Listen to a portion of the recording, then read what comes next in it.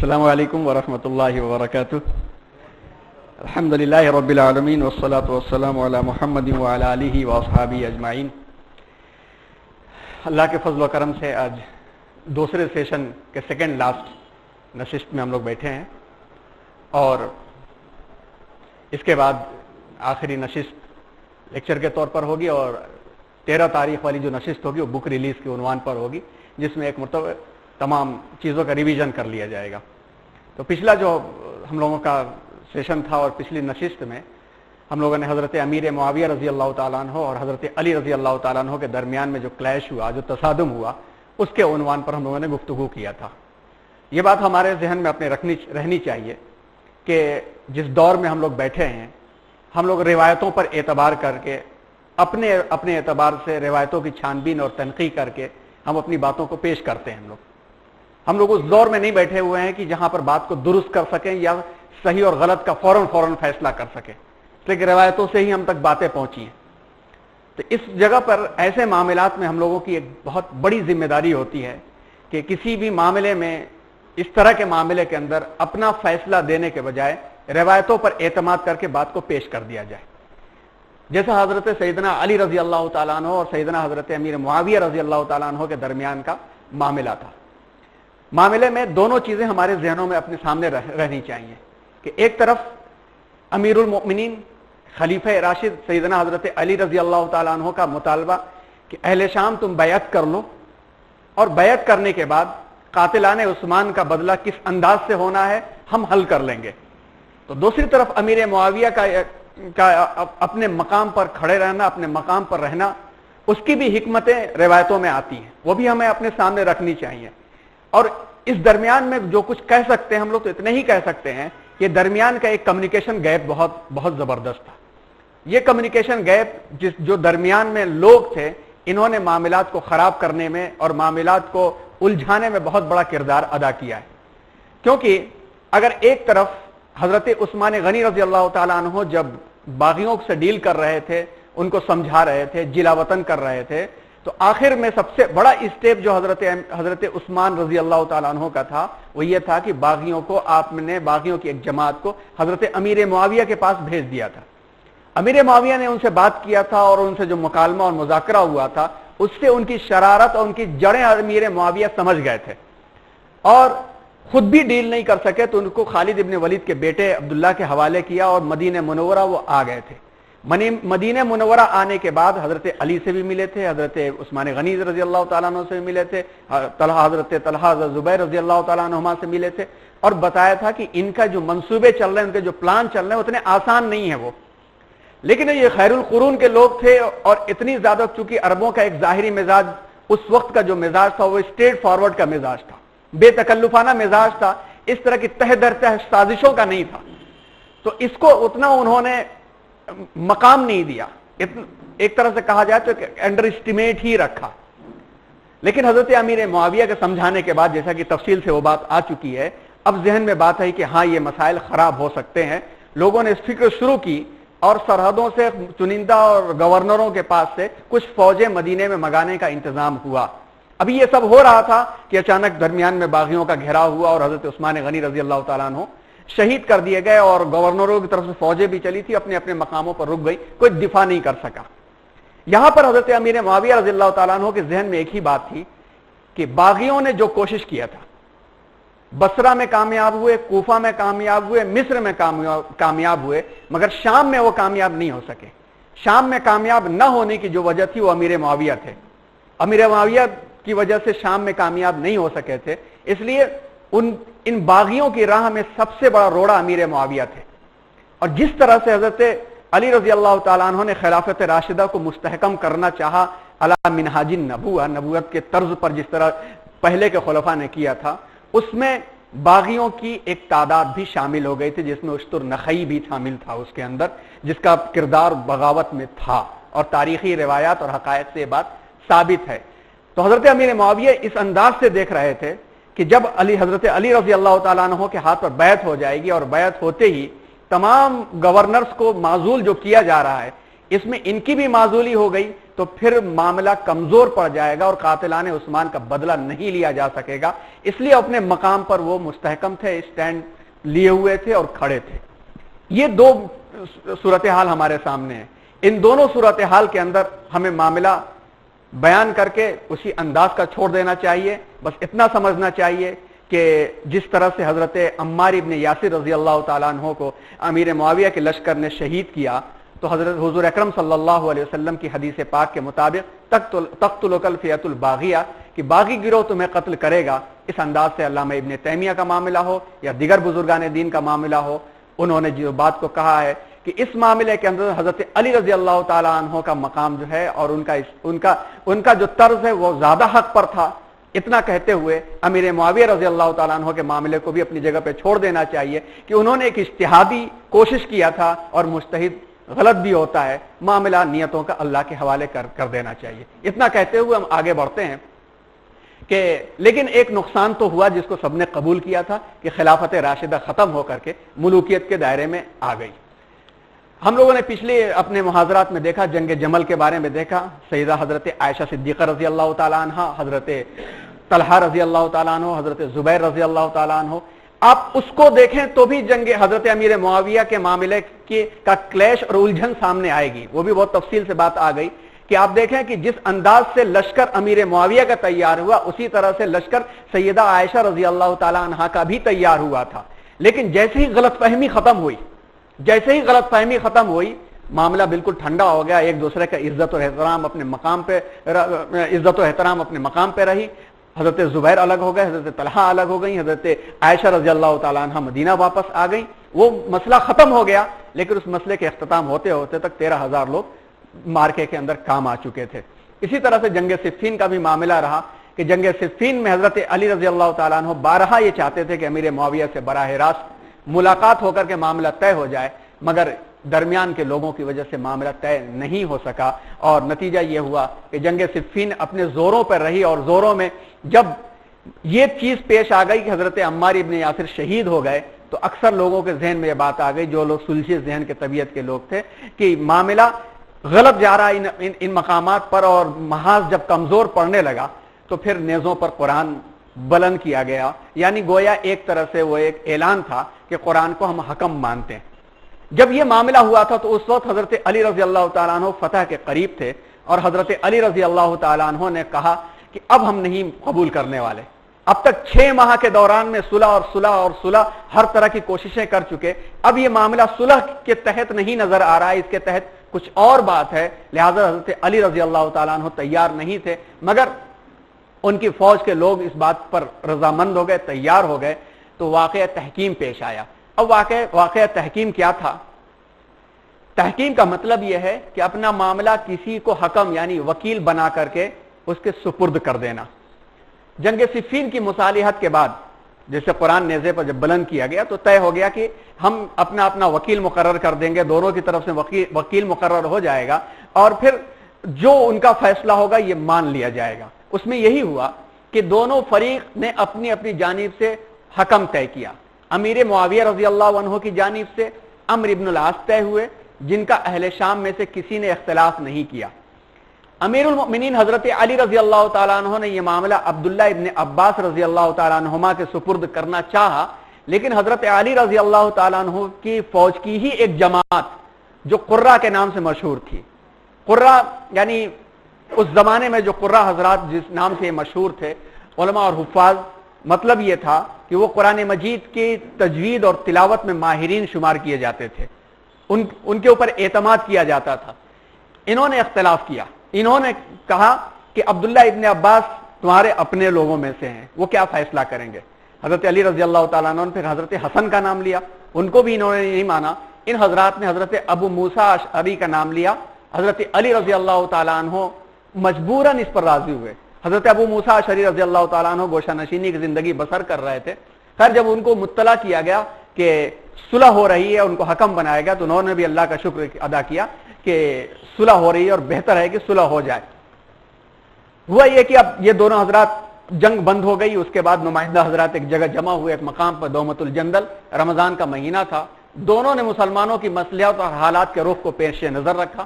اور یہ طے کیا کہ کہ حضرت علی اور حضرت معاویہ دونوں کو معزول کر دیا جائے، دونوں کو اپنے اپنے مقام سے ہٹا دیا جائے اور فیصلہ مسلمانوں پر کے مشورے پر چھوڑ دیا جائے، تاکہ وہ لوگ جسے بہتر سمجھے اسے خلیفہ منتخب کر لیں۔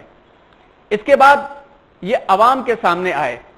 ہوا یہ کہ بحث و مباحثہ بہت چلا اور بہت مذاکرہ ہوا اور لیکن کوئی نتیجہ نہیں سامنے آ سکا۔ لیکن نتیجہ جو آخری آیا، جو تاریخی کتابوں کے اندر جو حوالے مشہور ہیں اور جو تاریخ مشہور ہے، اس میں یہی بات سامنے آئی کہ یہ چیزیں طے ہوئی کہ علی اور معاویہ دونوں کو معزول کر دیا جائے اور عوام کے سپرد کر دیا جائے کہ عوام دونوں میں سے جس کو چاہے وہ خلیفہ طے کر لے۔ اس کے بعد حضرت عمرو بن العاص اور ابو موسیٰ اشعری عوام کے سامنے آئے اور عوام کے سامنے آ کر کے انہوں نے اعلان کیا۔ روایتوں میں تاریخی حوالوں کے اندر یہ بات آتی ہے کہ عمرو بن العاص نے ابو موسیٰ اشعری کو آگے کیا کہ آپ پہلے شروع کیجئے، آپ بزرگ ہیں اور آپ عمر دراز ہیں اور بہت سارے ان کی منقبت اور مناقب اور فضائل بیان کر کے عمرو بن العاص رضی اللہ تعالیٰ عنہ نے کہا کہ آپ اپنی بات کو پیش کیجئے۔ تو ابو موسیٰ اشعری رضی اللہ تعالیٰ عنہ نے اپنا مشورہ سنایا۔ ابو موسیٰ اشعری رضی اللہ تعالیٰ عنہ کھڑے ہوئے، وضاحت کی حمد و سلام کے بعد انہوں نے کہا کہ ہم دونوں نے امت کے معاملے پر غور کیا تو ہم نے اس سے زیادہ مناسب اور بہتر بات نہیں پائی کہ امت کے شیرازے کو باقی رکھنے کے لیے علی اور معاویہ دونوں کو معزول کر دیں اور معاملہ شورا کے سپرد کر دیں اور امت اس بات کو قبول کر لے، پھر یہ اصحاب شورا جس کو چاہیں اپنا والی بنا لیں، اور میں نے اپنی طرف سے علی اور معاویہ کو معزول کر دیا۔ یہ حضرت ابو موسیٰ اشعری نے جو طے ہوا تھا مشورے کے اندر، اس بات کے مطابق وہ کھڑے ہوئے اور اعلان کر کے انہوں نے فیصلہ اپنا سنا دیا۔ یہ بات ہمارے ذہن میں رہنی چاہیے کہ جس دور کی یہ بات ہو رہی ہے، اس دور میں معاہدے کی پابندی اور عہد کی پابندی بہت اہمیت کے ساتھ اس کو فالو کیا جاتا تھا اور اس پر عمل کیا جاتا تھا، چاہے وہ غلط کیوں نہ ہو جائے، کیونکہ مزاج تھا اس وقت میں ابھی اور اتنی زیادہ پیچیدگیوں کے اندر زندگیاں نہیں تھیں۔ تو حضرت ابو موسیٰ اشعری رضی اللہ تعالیٰ عنہ نے اپنا فیصلہ سنایا۔ اس کے بعد عمرو بن العاص کھڑے ہوئے اور حمد و سلام کے بعد کہا کہ ابو موسیٰ نے جو کچھ کہا آپ نے سن لیا،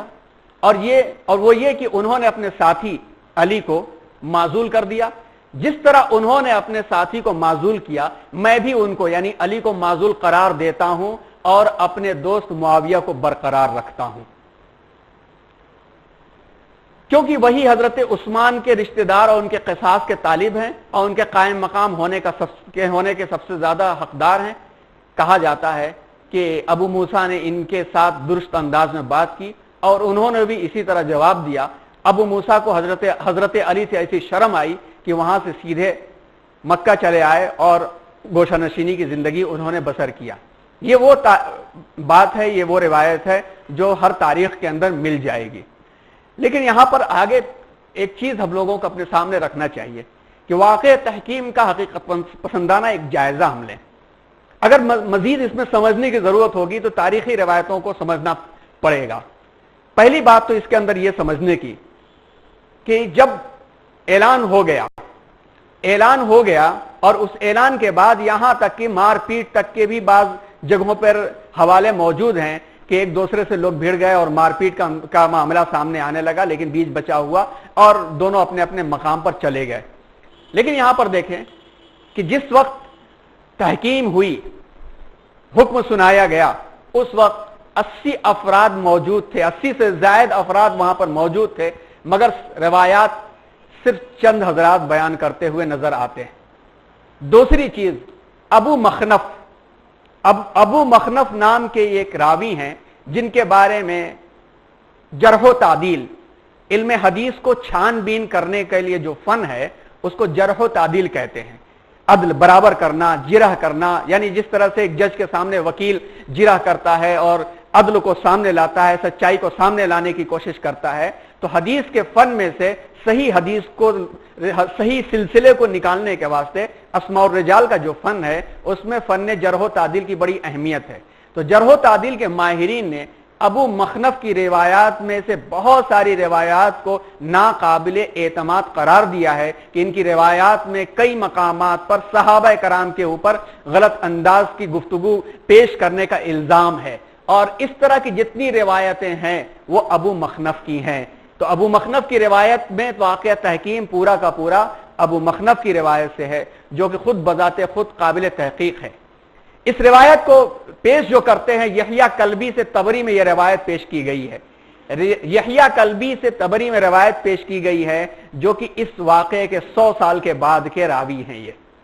یہ واقعہ جس زمانے میں ہوا اس کے 100 سال کے بعد 155 ہجری میں ان کا انتقال ہوتا ہے، گویا کہ اس زمانے میں یہ موجود بھی نہیں تھے۔ تیسری چیز کہ انہوں نے جو روایت کیا ہے اس روایت میں کس سے انہوں نے سنا وہ سلسلہ اس روایت میں موجود نہیں ہے۔ روایت کا طریقہ یہ ہوتا ہے کہ میں نے فلاں سے سنا اور وہ وہاں موجود تھے اور وہاں موجود تھے، اتنے حضرات اس کی تائید کرتے ہیں تو وہ روایت مضبوط ہوتی ہے۔ یا ایک روایت اگر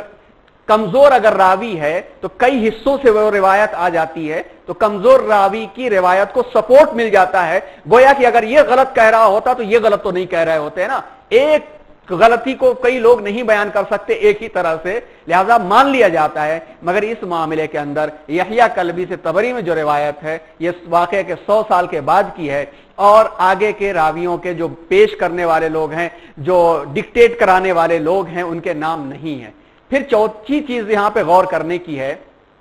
کسی عینی شاہد کا نام نہیں ہے جو وہاں موجود تھا۔ روایت میں یہ بات بھی رکھی جاتی ہے اور معاملہ جب کنٹروورشل ہوتا ہے کہ یہ عام ہوا فلاں جگہ فلاں بھی وہاں پہ موجود تھا، فلاں کی موجودگی میں ہوا، یہ بھی عینی شاہد کا نام بھی وہاں پہ نہیں ملتا ہے۔ پانچویں چیز کہ اگر مان لیتے ہیں چلیے یہ تمام اوپر کی چیزیں ہوئی ہوں، مگر عربوں کا مزاج کا کیا ہوا تھا؟ عربوں کے مزاج کے اندر یہ بات تھی کہ مومن جو وعدہ کرتا ہے تو پورا کرتا ہے۔ تو حضرت علی رضی اللہ تعالیٰ عنہ، حضرت امیر معاویہ نے جب اپنا معاملہ وکیل بنا کر کے حکم بنا کر ان کے سپرد کر دیا تھا، چاہے فیصلہ انہوں نے غلط کیا، اس کے بعد اگر حضرت علی نے نہیں مانا یا حضرت امیر معاویہ نے نہیں مانا تو عام عربوں کا جو مزاج تھا اس پر کسی نے اعتراض نہیں کیا حضرت علی کے اوپر، حضرت معاویہ کے اوپر، اس معاملے کو لے کر کے خاص طور پر حضرت علی کے اوپر اعتراض کرنے میں کسی کا نام نہیں آتا کہ اب آپ کو معزول کر دیا گیا تو آپ ہٹ جائیے، ایسا کہیں پر بھی نہیں آتا ہے، تو یہ اعتراض بھی نہیں ہوا۔ تو اس سے اندازہ یہ ہوتا ہے، اندازے کے ساتھ ساتھ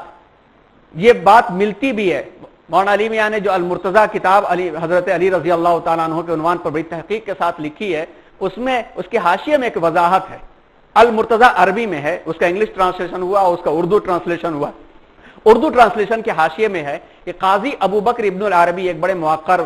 مورخ اور بڑے مفکرین میں ان کا شمار ہوتا ہے اور دانشوروں میں شمار ہوتا ہے، اس روایت کی انہوں نے نفی کی ہے، کہا کہ یہ روایت ایسی نہیں ہے۔ انہوں نے لکھا ہے کہ ثقہ اور ائمہ روات، ثقہ کا مطلب جن کی بات بالکل سچ مانی جاتی ہے، قابل اعتماد، جن کے اوپر یقین کیا جا سکے، اور ائمہ روات، ائمہ کہتے ہیں اماموں کو، جو قائد اور لیڈر ہیں، روایت بیان کرنے والے بڑے بڑے ائمہ جن کے بارے میں سب نے سچائی کا دعویٰ کیا ہے اور زندگی میں ان کے کہیں ایسی جھول یا غلطی نہیں ملی ہے، ان کو ائمہ روات کہتے ہیں۔ تو انہوں نے قاضی ابو بکر ابن العربی نے لکھا ہے کہ ثقہ اور ائمہ روات کے بیان روایت کا صرف اتنا حصہ صحیح ہے کہ جب یہ دونوں اس لیے جمع ہوئے کہ بہتر اور افضل شخص کو منتخب کریں تو ابو موسیٰ نے علی کو، عمرو نے معاویہ کو معزول قرار دیا اور فیصلہ ان چند لوگوں پر چھوڑا جن سے رسول اللہ صلی اللہ علیہ وسلم آخری ایام تک راضی رہے، تاکہ غور کر کے کسی کو خلیفہ بنائیں۔ یہاں تک صرف معاملہ ہوا تھا اور یہ طے ہوا تھا کہ جب تک امت کسی کے بارے میں فیصلہ نہیں کر لیتی ہے اس وقت تک یہ دونوں حضرات آپس میں تصادم کے بغیر اپنے اپنے مقامات پر حکومت کرتے رہیں۔ یہ ان حضرات کی روایت میں یہ بات ملتی ہے، اور اگر کسی کو بہت تفصیل کے ساتھ مطالعہ کرنے کی خواہش ہو، روایتوں کی تنقیح کے ساتھ، اس کے اوپر بحث کے ساتھ، تو کتاب ہے مسلم تاریخ عہد صحابہ اور جدید ذہن کے شبہات، صفحہ نمبر 332 میں یہ بات آپ کو مل جائے گی۔ اگر آپ کو کسی کو چاہیے ہوگی تو ہمارے پاس سے بھی وہ لے سکتا ہے، سافٹ کاپی بھی ہے، تقریباً 50-60 صفحات کے اندر یہ بحث ملتی ہے، اور مختلف طریقوں سے اور مختلف حوالوں سے انہوں نے ثابت کیا ہے کہ یہ والا معاملہ مشکوک لگتا ہے جس میں عمرو بن العاص نے یہ کہا ہو کہ نہیں، میرے ساتھی معاویہ تیار نہیں ہے، میں اس معاملے سے پھرتا ہوں، علی کو معزول کرتا ہوں اور معاویہ کو باقی رکھتا ہوں۔ اور ظاہری طور پر بھی ایک تو ٹھیک ہے، تصادم ہوا تھا، ایک غلطی ہوئی تھی، مگر حضرت امیر معاویہ کی کوئی ایسی شخصیت نہیں ہے کہ ہم ان کو بالکل سے ایسا کردار بنا دیں جو ایک دم دشمن کا کردار ہو۔ آپ دیکھیں گے آئندہ کے سیشن میں جب حضرت معاویہ کے دور کی بات ہوگی تو ان کی اسلام کی خدمات کے بارے میں سامنے بات آئے گی تو اندازہ ہوگا کہ ایمان اتنا کمزور ان کا نہیں تھا، اور اگر ایمان کمزور ہوتا تو اللہ تبارک و تعالی اپنے حبیب کے ذریعے سے کاتب وحی ان کو نہ بنواتے. کتابت وحی کا کام ان حضرات سے لیا گیا جو ایمان کے معاملے میں، اپنی ذہانت کے معاملے میں، اپنی غور و سوچ اور فکر کے معاملے میں کہیں کسی سے اندیشہ نہ ہو. سعد ابن ابی سرح جو تھے، عبداللہ ابن سعد ابن ابی سرح، جن کا معاملہ مصر کا معاملہ تھا، عبداللہ ابن سعد ابن ابی سرح ان کا مصر کا جو معاملہ تھا، ایک مرتبہ ان کے ذہن کے اندر ایک بات پیدا ہوئی تھی تو وہ نہ صرف مرتد ہو گئے تھے بلکہ قابل قتل قرار دیے گئے تھے. جب فتبارک اللہ احسن الخالقین آیت نازل ہوئی تو ابھی حضور کے دل میں تھی، وحی آتی تھی، حضرت جبریل سناتے تھے، کبھی الفاظ سنا دیتے تھے تو کبھی کبھی ایک کوڈ کی شکل میں دل پہ نازل ہوتی تھی اور حضور اکرم صلی اللہ علیہ وسلم اپنی زبان مبارک سے جب اس کو نکالتے تو الفاظ بن کے نکلتے، یعنی اللہ کی جانب سے آ جاتی چیزیں. اکثر تو حضرت جبریل علیہ السلام الفاظ ہی لا کر کے ڈال دیتے تھے، حضور نوٹ کراتے تھے. تو حضور اکرم صلی اللہ علیہ وسلم نوٹ کروا رہے تھے تو اس آیت، جس آیت کو نوٹ کرا رہے تھے اس کے نیچے والی آیت کا حصہ تھا فتبارک اللہ احسن الخالقین. تو یہ حصہ ابھی نوٹ کرتے کرتے ہی اچانک عبداللہ ابن سعد ابن ابی سر کی زبان سے نکلا فتبارک اللہ احسن الخالقین، اور یہی آیت حضور کے دل میں بھی تھی. تو ان کو ایک دل کے اندر ایک خیال پیدا ہو گیا کہ اچھا ایسا تو ہم بھی لکھ سکتے ہیں. اسی خیال سے وہ مرتد ہو گئے تھے اور قابل قتل لوگوں میں ان کا شمار ہو گیا تھا. لیکن بعد میں حضرت عثمان غنی رضی اللہ تعالیٰ عنہ کی سفارش پر بعد میں تائب ہو گئے، توبہ کر لیا انہوں نے، ان کے سفارش پر انہوں نے معافی بھی انہیں ملی اور پھر اسکندریہ وغیرہ کی فتح میں بڑا ان کا ہاتھ رہا. تو چھوٹی سی غلطی سے انسان کہاں سے کہاں پہنچ جانے والا. لیکن حضرت امیر معاویہ کے حضور اکرم صلی اللہ علیہ وسلم کے زندگی میں ایسے حالات اور معاملات نہیں ملتے. تو حضرت امیر معاویہ بھی اتنے کمزور ایمان والے نہیں تھے کہ اس طرح کا دھوکہ دے کہ میں نہیں تیار ہوں، ان کو معزول کر دو اور اپنی جگہ پہ وہ کھڑے رہیں. ان روایات کی روشنی میں ہم لوگوں کو یہی یقین رکھنا چاہیے اور مزید اس کے بارے میں اگر کوئی سوچ پیدا ہو تو ہم کو تحقیق مزید کر لینا چاہیے، کیونکہ اتنا بڑا خطرناک معاملہ ہونا ایک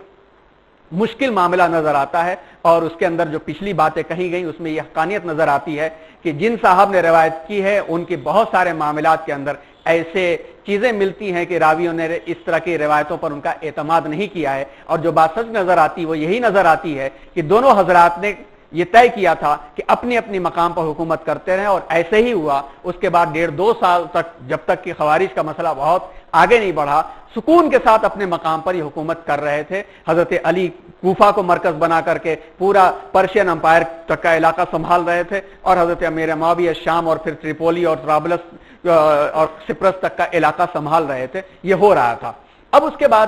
ایک عنوان یہ آتا ہے کہ اگر ٹھیک ہے یہ دونوں معزول کر دیے گئے تھے، اگر یہ ہو گیا تھا کہ امت اپنا مسئلہ سامنے لائے، تو تاریخ کی روایتوں میں یہ باتیں تو نہیں آتی کہ امت بیٹھی ہو اور اس مسئلے کے بارے میں غور و فکر ہوا ہو کیونکہ وقت نہیں ملا تھا. خوارج کا فوراً فتنہ شروع ہو گیا تھا اور وقت مل نہیں پایا تھا. لیکن ماہرین نے اس بات کو لکھا ہے کہ تحکیم کے بعد دونوں معزول کر دیے گئے تھے. اگر امت سوچتی بھی تب بھی سب سے زیادہ خلافت کے مستحق جو تھے وہ حضرت علی رضی اللہ تعالیٰ عنہ ہی تھے. کیسے؟ حضرت علی رضی اللہ تعالیٰ عنہ کی زیادہ استحقاق خلافت کے معاملے میں کیسے تھا، اس کے 4-5 پوائنٹس ہم آپ کو پڑھ کے سناتے ہیں. ایک کتاب ہے تاریخ اصلاح و تربیت، بہت تحقیق کے ساتھ لکھی گئی ہے، ابھی 2 سال پہلے وہ آئی ہے. اس کے صفحہ نمبر 500 پر یہ حوالہ ملتا ہے اور مختلف بڑی بڑی کتابوں کے حوالوں سے لکھی گئی ہے. مشہور محقق جنہوں نے اس معاملے میں بہت زیادہ تحقیق کی عربی محقق ہیں علامہ خالد محمود اور علامہ عقاد. ان 2 حضرات نے بہت ہی تحقیق کے ساتھ ان باتوں کو لکھا ہے. خاص طور پر مشہور محقق علامہ خالد محمود لکھتے ہیں کہ حضرت علی رضی اللہ تعالیٰ عنہ ہی کیوں زیادہ مستحق تھے. نمبر 1، حضرت عمر رضی اللہ تعالیٰ عنہ نے انتخاب خلیفہ کے لیے جو 6 رکنی کمیٹی بنائی تھی، جس کی مشاورت آخر میں 2 ناموں پر ختم ہوئی تھی کہ ان دونوں میں سے کسی ایک کو چن لیا جائے. وہ 2 نام تھے حضرت عثمان غنی رضی اللہ تعالیٰ عنہ اور حضرت علی مرتضی رضی اللہ تعالیٰ عنہ. ان میں سے حضرت عثمان غنی شہید ہو چکے تھے. اب اس وقت امت میں سب سے زیادہ خلافت کے جو مستحق تھے وہ حضرت علی رضی اللہ تعالیٰ عنہ ہی تھے. نمبر 2، حضرت علی رضی اللہ تعالیٰ عنہ کے مقابلے میں کسی نے دعویٰ نہیں کیا تھا. حضرت طلحہ نے بھی نہیں کیا تھا, حضرت زبیر نے بھی نہیں کیا تھا, حضرت امیر معاویہ نے بھی خلافت کا دعویٰ نہیں کیا تھا. وہ تو صرف اس معاملے کو کھڑے تھے کہ عثمان کے آپ کی فوج میں جو باغی گھس گئے ان کو نکالیے تو ہم بیعت کر لیں گے, یہیں سے معاملہ الجھتا چلا گیا تھا. لیکن خلافت کا دعویٰ انہوں نے بھی نہیں کیا تھا. اور خاص طور پر جو عشرہ مبشرہ میں جن کا نام تھا, جن کی طرف کوفہ اور بصرہ کے باغیوں کا بڑا رجحان تھا کہ ان میں سے کسی کو خلیفہ بنا دیا جائے, جب حضرت عثمان شہید ہوئے تھے اس وقت بھی لوگوں کا رجحان تھا 3 ہی لوگوں کی طرف کہ حضرت طلحہ, حضرت زبیر, حضرت علی, یہی 3 عشرہ مبشرہ یعنی دنیا میں جنت کی بشارت پائے ہوئے لوگ تینوں یہی موجود ہیں. ایک حضور کے داماد چچا زاد بھائی, اور حضرت زبیر حضور کے پھوپھی زاد بھائی, حضرت صفیہ کے بیٹے, اور حضرت طلحہ جو ہیں وہ جنت کی بشارت پائے ہوئے, یہی 3 لوگ موجود تھے. ان میں سے بھی یہ حضرات کنارے کنارے رہے, لیکن سب سے زیادہ لوگوں کا رسوخ جو تھا حضرت علی رضی اللہ تعالیٰ عنہ کی طرف تھا. اور حضرت طلحہ, حضرت زبیر, حضرت امیر معاویہ, ان حضرات نے بھی خلافت کا دعویٰ نہیں کیا تھا. یہ لوگ صرف قصاص عثمان کے لیے کھڑے تھے, خلافت کے لیے حضرات کبھی نہیں کھڑے ہوئے. نمبر 3, 47 میں جب امیر معاویہ سے جنگ بندی کا معاہدہ ہوا تو امیر معاویہ ایک آزاد حکمراں کی حیثیت تھے. اس وقت بھی جب یہ تحکیم کا معاملہ ہو گیا تو ایک آزاد حکمران ہو گئے. اس وقت بھی سب سے زیادہ خلافت کے مستحق حضرت علی اس وجہ سے تھے کہ نمبر 1, حضرت علی رضی اللہ تعالیٰ عنہ مہاجرین میں سے ہیں, امیر معاویہ مہاجرین میں سے نہیں ہیں. نمبر 2, اللہ تعالیٰ نے قرآن مجید میں مہاجرین کو اولئک هم الصادقون کہا ہے, اور ایک مقام پر یہ فرمایا ہے اللہ تبارک و تعالیٰ نے کہ سچے لوگوں کا ساتھ اختیار کرو. حضرت علی رضی اللہ تعالیٰ عنہ مہاجرین کے میں ہونے کی نسبت سے اس زمرے میں آتے ہیں.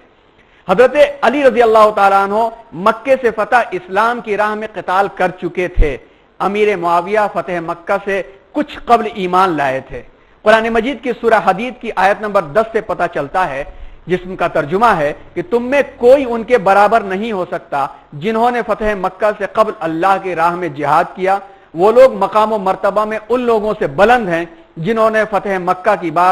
کے بعد اللہ کی راہ میں خرچ کیا اور جہاد کیا. نمبر 5, حضرت علی رضی اللہ تعالیٰ عنہ نے اپنی خلافت کو پہلے کے 3 خلفاء سے متصل رکھا تھا. یعنی کسی جگہ پہ مشیر تھے تو کسی جگہ پہ قاضی تھے,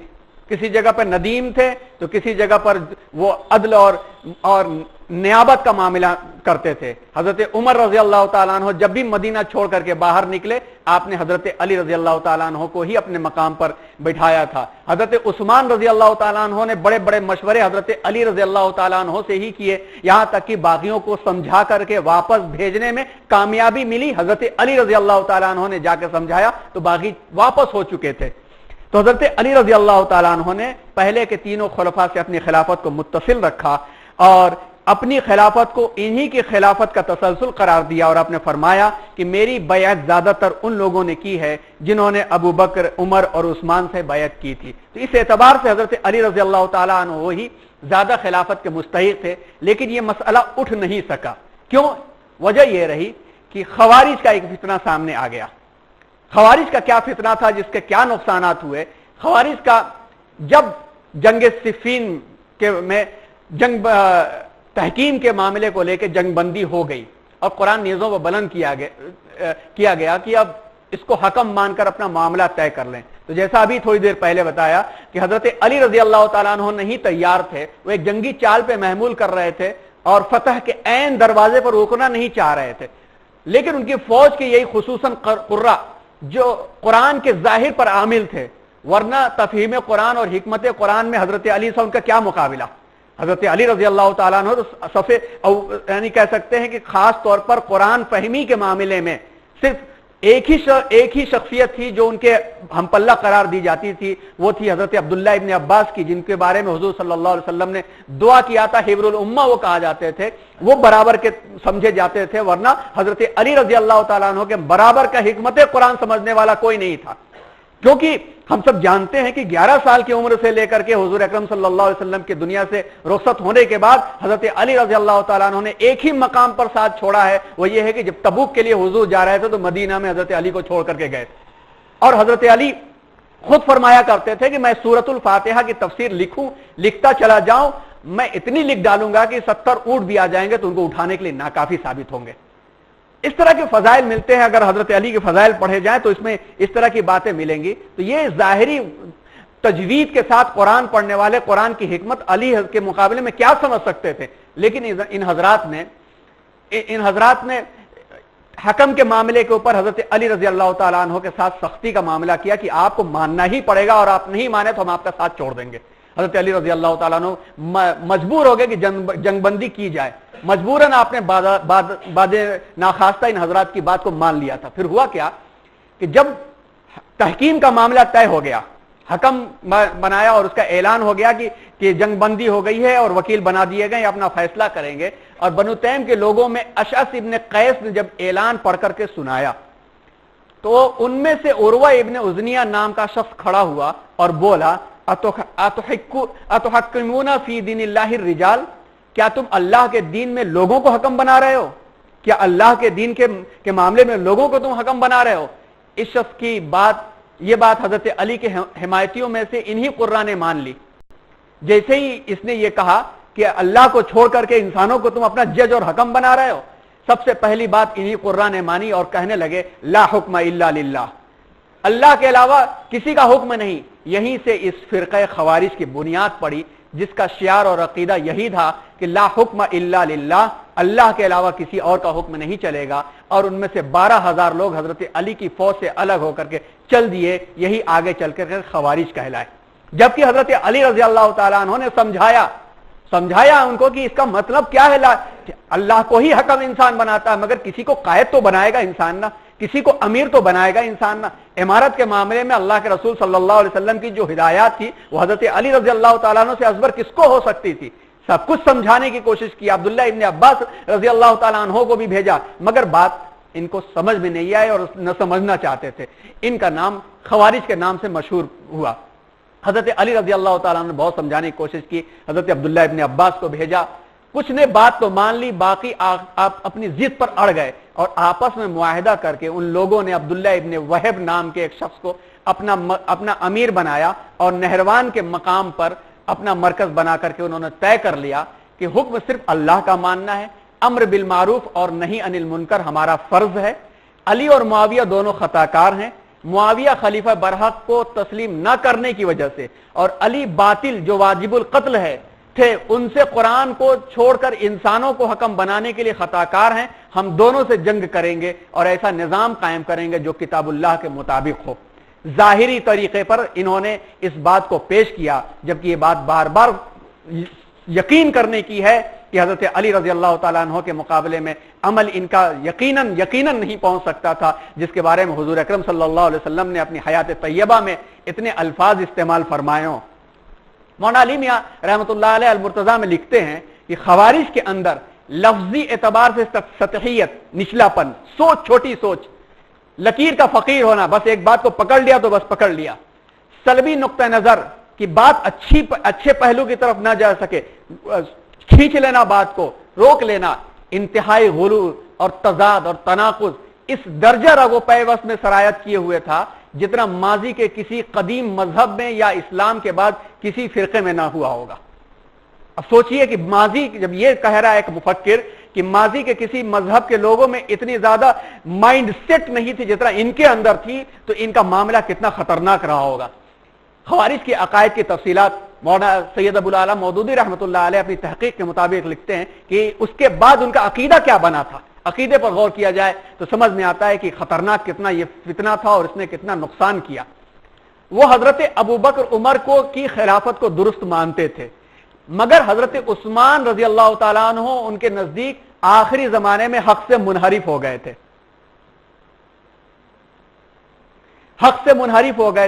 اور قتل یا عزل کے مستحق تھے. خوارج کے نقطہ نظر کے اعتبار سے کہ وہ ان کا قتل کرنا ٹھیک تھا, قتل نہیں تو ان کو ہٹا دیا جاتا. حضرت علی رضی اللہ تعالیٰ عنہ نے بھی جب غیر اللہ کو حکم بنایا, یعنی انسان کو اپنا وکیل بنا لیا, تو گناہ کبیرہ کا ارتکاب کیا, اور گناہ کبیرہ کا ارتکاب کرنے والا ان کی نظر میں جہنمی ہوتا ہے. نیز دونوں حکم ابو موسیٰ اشعری, عمرو ابن عاص اور ان کو حکم بنانے والے علی, حضرت معاویہ, اور ان کی تحکیم پر راضی ہونے والے علی اور معاویہ, اور ان کے سب ساتھی گناہگار تھے. جنگ جمل میں شریک ہونے والے سب لوگ بھی، حضرت طلحہ، حضرت زبیر، حضرت عائشہ، سب کے سب گناہ عظیم کے مرتکب تھے. ان کا عقیدہ نمبر 1 یہ. دوسرا، گناہ ان کے نزدیک کفر کے ہم معنی تھا، اور مرتکب گناہ کبیرہ کو کہ اگر وہ توبہ نہ کرے، رجوع نہ کرے تو وہ کافر قرار دیتے تھے. اور اوپر جن بزرگوں کا ذکر ہوا ان تمام کو یہ خوارج کافر کہا کرتے تھے، ان تمام کو جن کا نام آیا. نمبر 3، خلافت کے بارے میں ان کی رائے یہ تھی کہ وہ صرف مسلمانوں کے آزاد انتخاب سے ہی منعقد ہو سکتی ہے. نمبر 4، وہ یہ بات نہیں مانتے تھے کہ خلیفہ کا قریشی ہونا ضروری ہے. وہ کہتے تھے کہ قریشی یا غیر قریشی جس صالح انسان کو بھی مسلمان منتخب کریں وہ جائز خلیفہ ہوگا. نمبر 5، ان کا خیال تھا کہ خلیفہ جب عدل اور اصلاح کے طریقے پر رہے تو اس کی اطاعت واجب ہے، مگر جب وہ اس طریقے سے ہٹ جائے تو پھر اس سے لڑنا اور اس کو معزول کرنا اور اس کو قتل کرنا بھی واجب ہے. نمبر 6، قانون اسلام کی بنیادی مآخذ میں سے وہ قرآن کو تو مانتے تھے مگر حدیث اور اجماع کے معاملے میں ان کا مسلک عام مسلمانوں سے مختلف تھا. اس طریقے سے خوارج کا جو فتنہ سامنے آیا اور مسلکی اعتبار سے پہلی مرتبہ مسلمانوں میں ایک نیا عقیدہ بنا. ابھی تک اہل تشیع یعنی شیعان علی جو کہے جاتے تھے ان کے ہاں بھی الگ عقیدے نہیں بنے تھے. معتزلہ کے بھی عقیدے ابھی بنے نہیں تھے. مرجیہ نام کا بھی ایک گروہ بنا، اس کے بھی عقیدے ابھی سامنے نہیں آئے تھے. پہلے عقیدے انہی کے سامنے آئے اور انہی بنیادوں پر انہوں نے مقبولیت حاصل کرنی شروع کر دی. اور حالات کو انسان کیش کرتا ہے. حالات جس طرح سے ہوتے ہیں عوام الناس کو بہت جلدی لوگ کیش کر لیتے ہیں اور اس کے لیے پروپیگنڈا بہت کام کرتا ہے. زمانہ اتنا ترقی یافتہ اور تیز رفتار نہیں تھا. جس طرح کا آدمی جس مقام پر پہنچا اس مقام پر اس بات کو اس نے پھیلا دیا.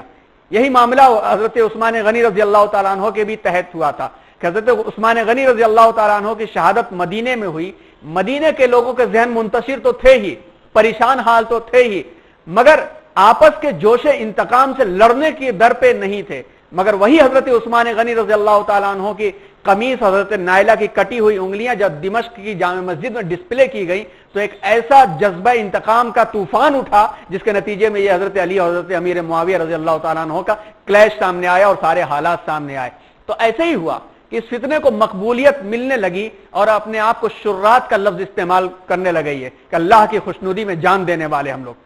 لا حکم الا للہ، اللہ کے حکم کے سامنے، کسی کے حکم کے سامنے ہم نہیں جھکیں گے. اسی درمیان کئی مظالم اپنے عقیدے کے دفاع میں بھی ان کے سامنے آئے، جس کا ایک واقعہ یہ ہے کہ ایک بزرگ عبداللہ ابن خباب اپنی حاملہ اہلیہ کے ساتھ کہیں جا رہے تھے. ان خوارج نے ان کو پکڑ کر سوالات کیے اور جب حضرت علی کے بارے میں پوچھا تو انہوں نے جواب دیا کہ علی تمہارے مقابلے میں کتاب اللہ کو زیادہ سمجھنے والے، اس پر زیادہ عمل کرنے والے ہیں. خوارج نے اس بات پر ان پر شخصیت پرستی کا دعویٰ کر کے انہیں بے دردی سے ذبح کر ڈالا اور ان کی اہلیہ کا پیٹ چاک کر کے انہیں بھی مار ڈالا،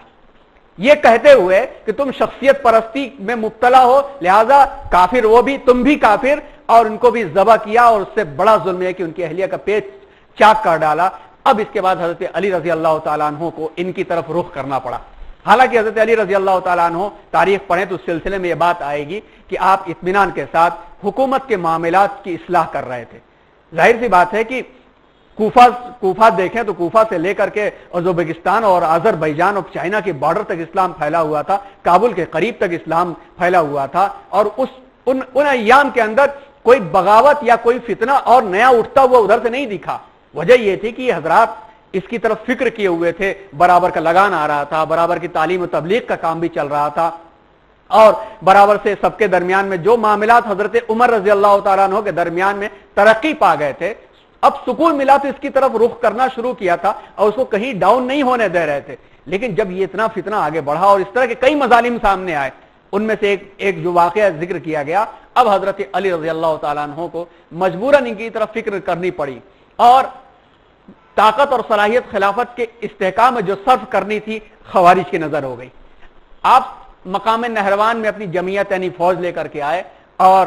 خوارج سے تھوڑی دور پر قیام کیا، اور قیس ابن عبادہ اور ابو ایوب انصاری رضی اللہ تعالیٰ عنہما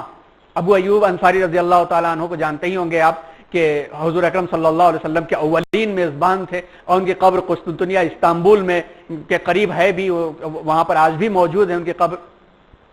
ان کو بھیجا کہ سمجھاؤ ان کو جا کر کے، لڑنے میں کوئی فائدہ نہیں ہے، تبلیغ سے کام لو، اصلاح سے کام لو. یہ حضرات گئے، سمجھا بجھا کر کے بہت کوشش کیا مگر کامیابی نہیں ہو سکی. انہوں نے اپنے بیعت کر رکھا تھا موت سے لڑنے پر، خوارج اپنی رائے پر اڑے رہے.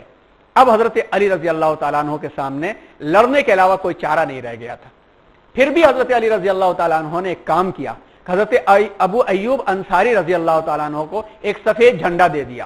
ایک سفید جھنڈا دے کر اعلان کروا دیا کہ جو بھی جنگ چھوڑ کر کے اس جھنڈے کے نیچے آ جائے یا کوفہ یا مدائن کی طرف نکل جائے،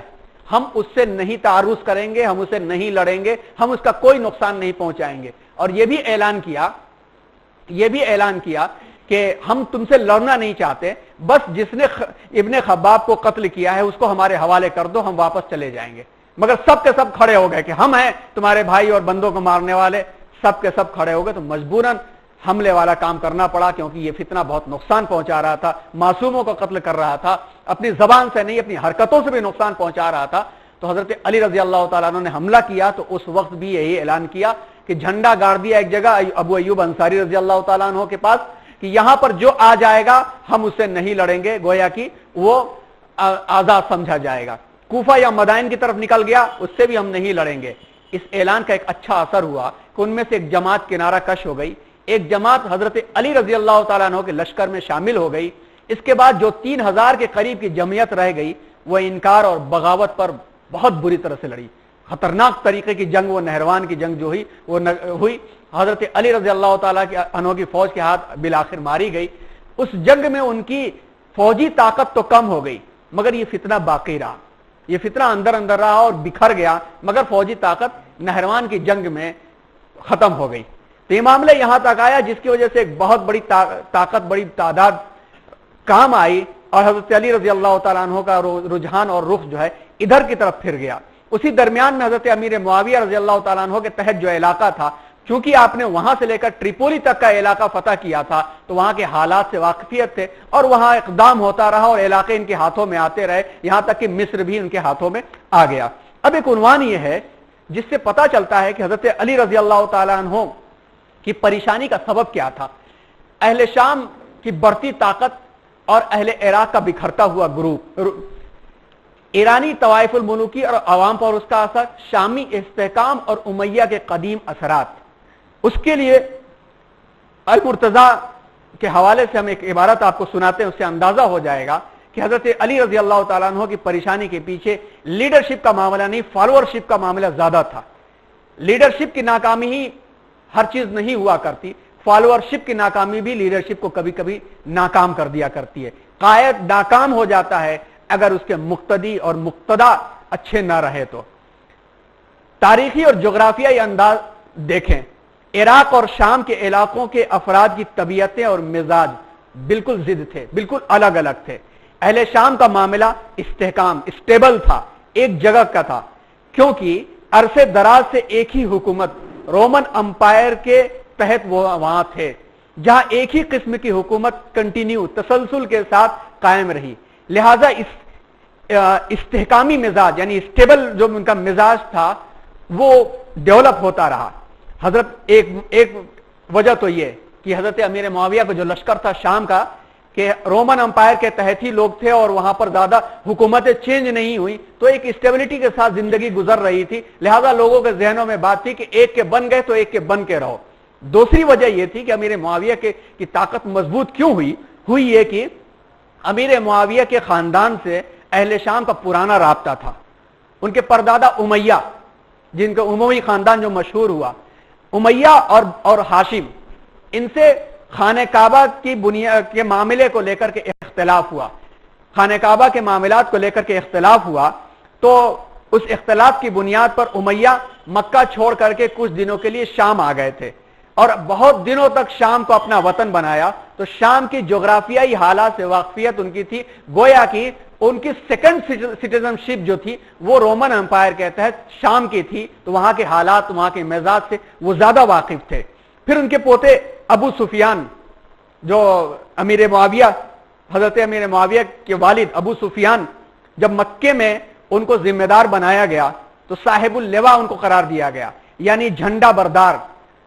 جھنڈا بردار کا جب منصب ملا تو ان کی ذمہ داریوں میں ایک ذمہ داری یہ تھی کہ شام جو قافلے جاتے ہیں ان کی وہ حفاظت کیا کریں، اس لیے کہ وہ ان کا خاندان شام سے ان کے راستوں سے زیادہ واقف تھا، اس لیے ان کو بار بار شام جانا پڑتا تھا، اور تجارت کے ہونے کی وجہ سے اور قریش کے معزز خاندان کے ہونے کی وجہ سے شام کے لوگوں میں ان کی عزت تھی، یعنی دربانوں میں بھی عزت تھی تو شاہوں میں بھی ان کی عزت تھی، ان کی پہنچ وہاں تک تھی۔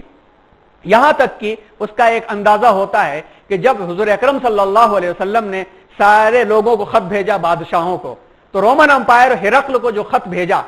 ہرقل کو جو آپ صلی اللہ علیہ وسلم نے جب خط بھیجا تو ہرقل نے اپنے درباریوں سے کہا کہ کسی کو معلوم کرو جو مکے کا ہو، جو ان کو جانتا ہو، اس کو بلا کر کے لاؤ، ہم ان صاحب کے بارے میں اس سے گفتگو کریں گے۔ تو تاریخوں میں یہ آتا ہے کہ امیر حضرت ابو سفیان کو ہی لوگ بلا کر کے لائے، اور ہرقل نے ابو سفیان کو بغل میں بیٹھا کر کے حضور اکرم صلی اللہ علیہ وسلم کے تعلق سے گفت و شنود کیا، یہاں تک ان کی پہنچ تھی۔ ان سب کے علاوہ شام پر جب لشکر کشی ہوئی، حضرت عمر فاروق رضی اللہ تعالیٰ عنہ سے پہلے حضرت ابوبکر صدیق رضی اللہ تعالیٰ عنہ کے زمانے میں،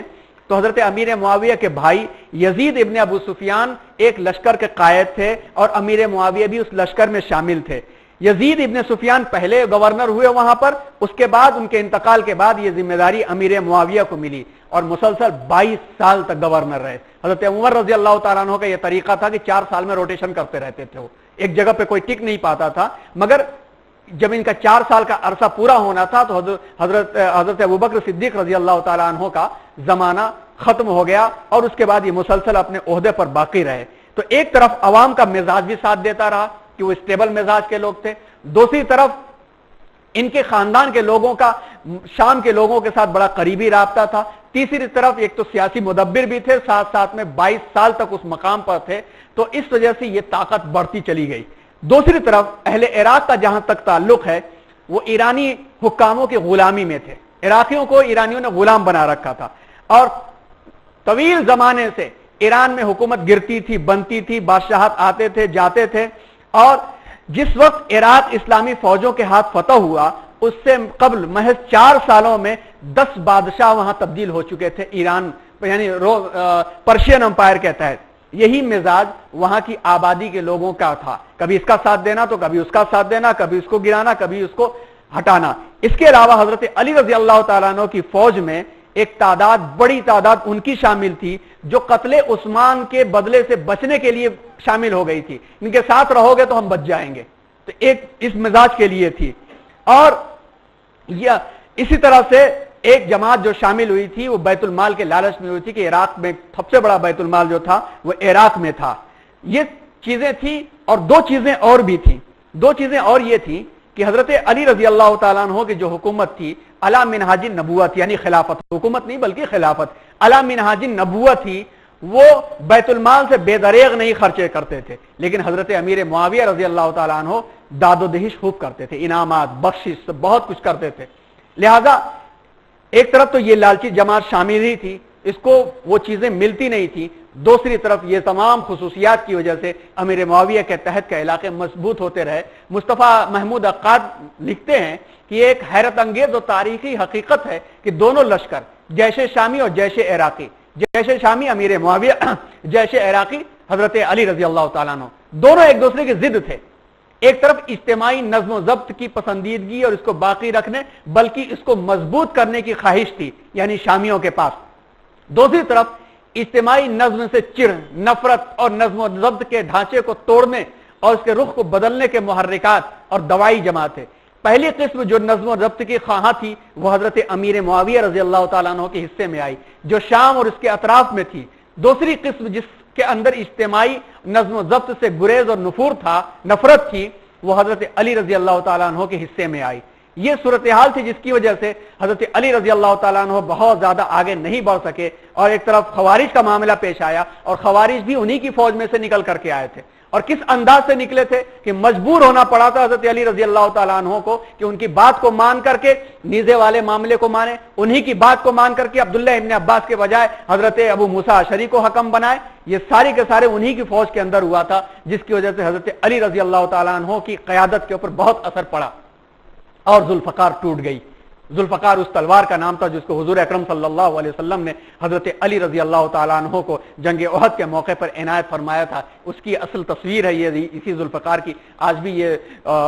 میوزیم میں، تاشقند کے میوزیم میں یہ ذوالفقار یہ تلوار رکھی گئی ہے۔ یعنی حضرت علی رضی اللہ تعالیٰ عنہ کب تک مزاحمت کرتے، کب تک کرتے؟ ایک تو اللہ کے نام پر وہ کام کر رہے تھے، اللہ کے بندوں کو جوڑنے کی کوشش کر رہے تھے، ان کا طرز جو تھا خلافت راشدہ کے طریقے پر تھا، وہ حضور اکرم صلی اللہ علیہ وسلم کے زیر سایہ تربیت پائے ہوئے تھے، اور سب سے لمبا زمانہ خلفائے اربعہ میں انہوں نے پایا تھا، سب لوگ انتقال ہو چکا تھا، شہید ہو چکے تھے، دین اور دعوت کی حفاظت منہاج نبوت کے مطابق کرنے کے لیے تنہا یہ سب سے فائق قائد موجود تھے، مگر کب تک وہ برداشت کرتے؟ امیر المؤمنین کو حالات نے مقدر کر دیا تھا، ڈائلوٹ ہو گیا تھا دماغ ان کا،